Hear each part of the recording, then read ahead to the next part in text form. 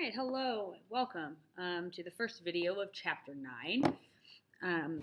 Chapter 9 links really well with Chapter 8. And so the title of Chapter 9, for those of you that like well-organized notes, Chapter 9 is Solving Quadratic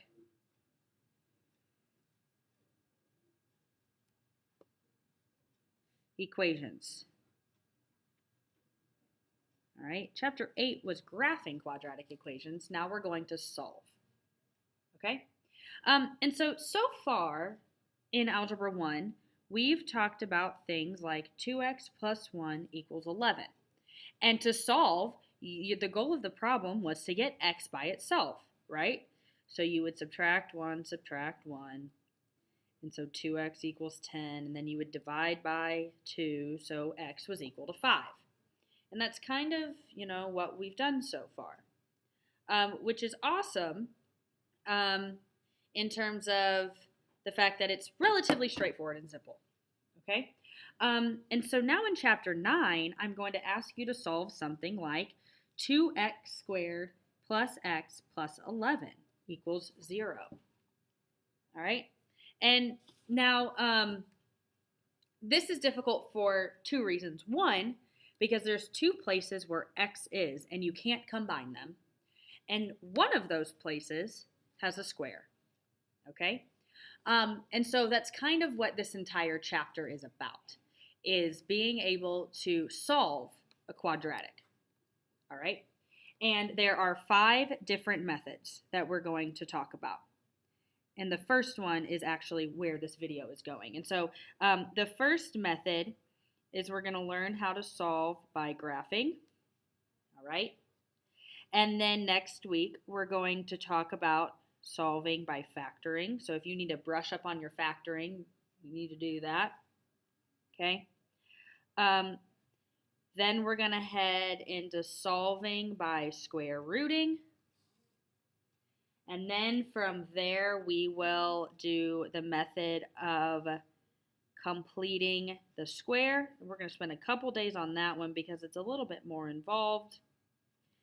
And then the final method that we will use is using the quadratic equation. And you may have already seen this, but we're going to talk about it a little bit more in depth, okay?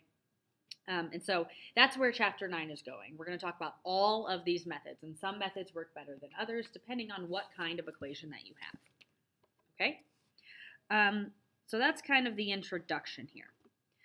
So now let's get into the first section we're actually going to do, I've decided, is section 9.2, which is solving by graphing. And the reason I'm deciding to do this one first is because we just came out of a chapter where we graphed quadratic equations. And so it only makes sense to me that that's kind of where we start in Chapter 9, okay? And so first of all, before we can get into solving, we need to talk about some vocabulary, okay?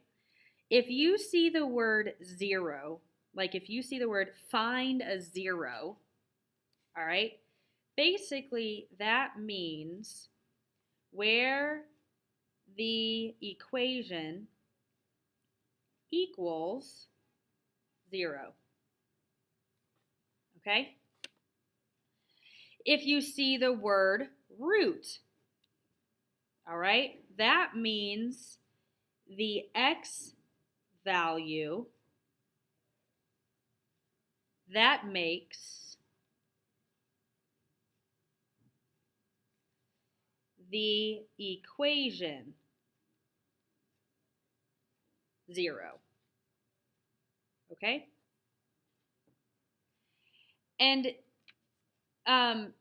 both of these in Chapter 9, if you see the word 0 or root, all that is talking about in terms of quadratic are the x-intercepts.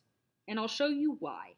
But I just want to get this vocabulary down because depending on what the problem asks for, it might ask for a 0, or it might ask for a root or a solution. All it's looking for, you guys, are the x-intercepts, okay? And so I think this will be very clear here when we do example 1, all right? So I've got 3 examples for you. In example 1, solve x squared minus 16 equals 0. And then here specifically, I will tell you solve by graphing. Okay? So if we're going to solve by graphing, the first thing that we probably need to understand is, well, we probably need to graph it, right? And so you have been used to seeing things like this, because you probably see that and you're like, well, where do I put the 0? Well, what if we just graphed this equation here? And so what this question is asking you is basically, where is the y value equal to 0? That's what this question is asking. If we want to solve x squared minus 16 equals 0, and we've normally seen quadratics as set equal to y, I'm basically asking you, where is y equal to 0? Okay, so let's graph that. So we go to y equals, okay, I'll let you see my buttons this time, so that's a little bit easier for us. So we're going to go to y equals, clear out whatever you got in there, and then we're going to plug in x squared minus 16. Okay, I'm sorry, the brightness on this is a little much. There we go. Okay, and so then we go to the graph. Okay, and I'm just going to roughly sketch this graph in my notebook. It doesn't have to be perfect. Okay, I'm just going to roughly sketch this. And I know that you can't see where it crosses the y-axis here. Okay, but if you go to your table, you will see that it's going to cross the y-axis at that x value of 0, and that happens at negative 16. Okay, so if you were to plot these points, if you actually had a graph, your parabola would look something like that, all right, where that right there is negative 16. Okay, and then if you look back at your graph, notice that your graph crosses the x-axis at 4 and negative 4. And so then what I would do on here is just label my x-intercepts as 4 and negative 4, 0. Okay? And so basically, if we're looking at this picture, what I'm asking you to do is figure out where y is equal to 0 here.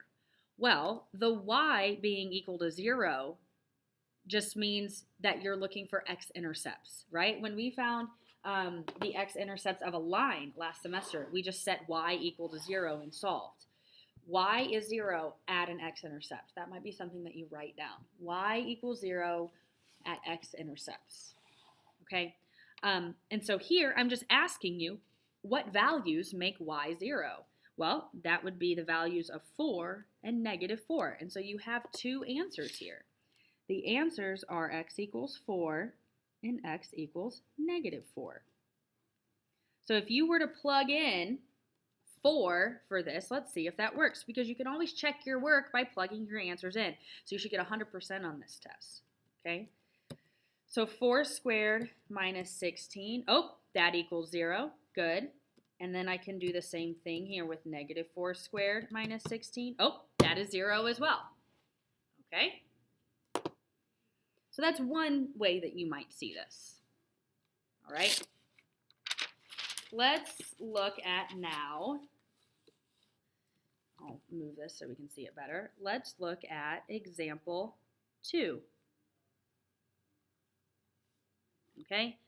In example 2, I'm going to word the question differently, but it means the same thing. I'm going to say find the solutions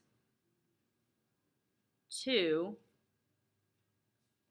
x squared minus 14x plus 49 equals 0. And I'm going to have to apologize here. I'm going to go back to this other example. There's one other thing I forgot to show you. I'm sorry.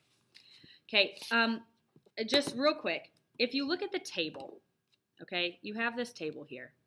You know that x-intercepts happen when y is equal to 0. So you could also find your answers on the graphing calculator where y is equal to 0. So if you find y equals 0 on the table, there's one solution. And you could also come down here and see that y is 0 there, and so 4 would be another solution. Okay, so the table also shows you the zeros. All right, going back. I'll do that again for this next one, but now let's go back here. Okay, so now I've got a quadratic, and we're going to find those solutions by graphing. Okay, and so we go to y equals, and we plug in x squared minus 14x plus 49. Okay, we go to the graph. And I'm interested here where y is 0 and y is going to be 0 where we cross the x-axis. And if you notice in this case, okay, so if we sketch a graph, I'm going to just show that much, okay? We can see if we count that it's at 1, 2, 3, 4, 5, 6, 7. So our vertex is at 1, 2, 3, 4, 5, 6, 7, 0. That's our vertex. And then our parabola just goes upward like that. Okay, so that's just a sketch of the graph, if you will. All right, so the question is just asking me, well, where is y 0? And y is 0 where we cross the x-axis, and here we only have one solution. And so in this case, the only x value that makes this equation 0 is 7. Right, and we can always check that work. We can go back and we can say 7 squared minus 14 times 7 plus 49 is 0. So that works out nicely. Okay, so x is equal to 7. We also, and I'm going to write this down so that you can see it. If you go to the table, okay, and you might have to use your arrows so that you can see here, but you notice, okay, I'm going to make just a mini table here of x and y values. So at 6, the y value is 1. At 7, the y value is 0. And at 8, the y value is 1. And so you can see that the y value is 0 when the x value is 7. Okay. So there's multiple ways to check your work here, you guys. And that is going to be really awesome for you, especially for those of you that are really nervous about getting things right. Okay. Okay, that's example 2. So so far we've seen that we can either have a parabola that crosses the x-axis twice, and so we have 2 solutions, or you can have a situation here where you only touch and you bounce back and go the other way, and so you have 1 solution. Okay, but there is one other option that we could have. So let's talk about example 3. And I'm going to word the question this time of find the zeros of x squared plus 3x plus 7 equals y. Okay, and so basically when I ask you to find the zeros, I want to know where is this equation equal to 0. That's what find the zeros means, okay? And so if we go here to y equals, and we plug in this parabola, so we have x squared, and then plus 3x plus 7, okay? I don't know why my calculator is showing up like that, sorry. But we go to the graph, all right? And some of you have already brought this up in class, and I told you that we were going to see it in chapter 9, and so here it is. And so if we just sketch a graph of this parabola, it looks something like that, right? You could be a little bit more exact with it, but that's basically what it looks like, right? So we have a parabola that looks like this. And notice that we want to know where this parabola is equal to 0. Well, this parabola isn't equal to 0 anywhere because it's not crossing the x-axis, okay? So there are no values of x, no real values of x, that would make this equation equal to 0, okay? It doesn't cross. We don't have any zeros. If we go to our table, in fact, you'll notice that your numbers, if you look back here, are going, so we're going down, down, down, down, oh, but then we stay and then we go back up. So notice that a 0 is not going to appear anywhere in the y column, okay? And so this is an example of no real solution. And we've only said no solution before, but now we need this word real. That word real must be there because there is no real solution to this. There is a solution, it's just imaginary. We're not going to talk about imaginary solutions, but they do exist. Okay, so you need that word real. All right? So, main takeaways from this section. First of all, solving by graphing means that you use the graphing calculator and or the table. Okay, that's what solving by graphing means. The second main takeaway is that you understand that zeros, solution, roots all mean x-intercepts. All right, the vocabulary is very, very important. And the last main takeaway that I hope that you have is that you can have 3 possibilities when I ask you to solve, not just by graphing, but solving in general. You could have a situation in which you have no real solution. You can have a situation in which you have one solution, or you could have a situation in which you have 2 solutions, which is what we saw in example 1. Okay, those are the 3 options that we have. So if you get like 3 solutions, you've done it wrong.